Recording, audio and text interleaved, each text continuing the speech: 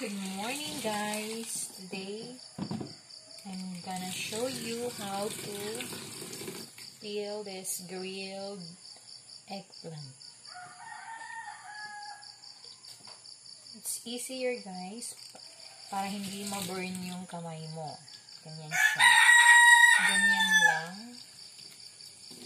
Ano mo lang sa tubig, tapat. Sa running water, ayan, ganyan. Peel na siya ng ganyan. Ipipeel mo na ipipeel. Ganyan. O, ayan, madali lang siya, diba?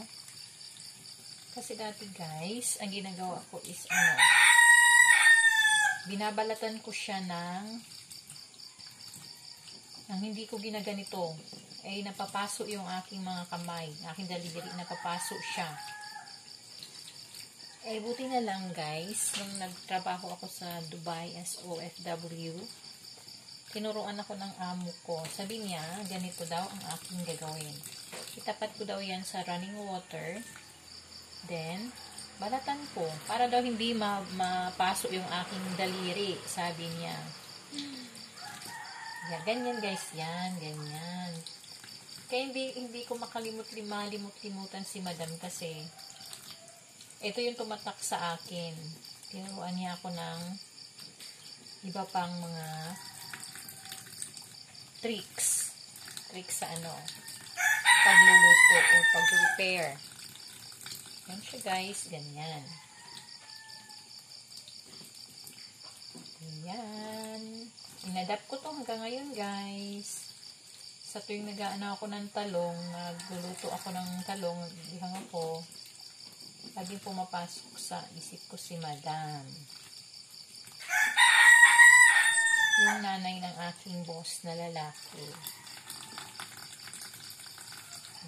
Sabi niya, Edlyn, do not do that. Do like this. May mga bagay talaga, guys, no, na tumatatak sa atin. Yan. Ganyan ang pagbabalat. Kaya kayo guys, kung hindi nyo pa ito hindi nyo pa ito naisip, gawin nyo na.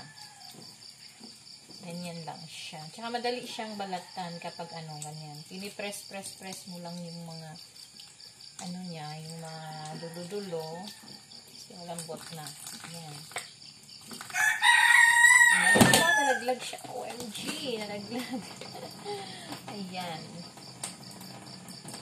Ayan, guys. Ito na yung aking marami na akong nabalatan. Ayan. Ang dami na. Ayan, guys, diba? Ayan. Lulutuin ko to for almusal. Ayan. Lulutuin ko siya. Gagawin ko siyang tortang talong. Ayan. Fresh to, guys. Fresh to sa garden. Sa garden po namin, fresh to. Wala siyang mga chemicals, walang spray.